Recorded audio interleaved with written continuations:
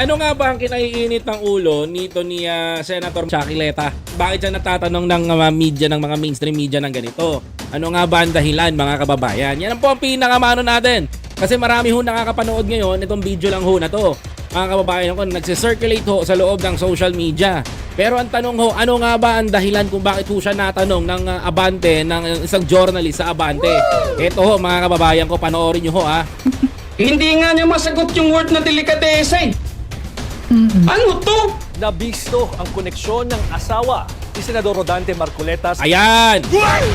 Nabisto! Ang sabi po sa agenda, mga kababayan ko, nabisto ng ano po nakabisto sa kanya, mga kababayan ko. Ito ho. Sa insurance company ng mag-asawang Curly at Sara Diskaya. Ayan! Insurance company naman pala.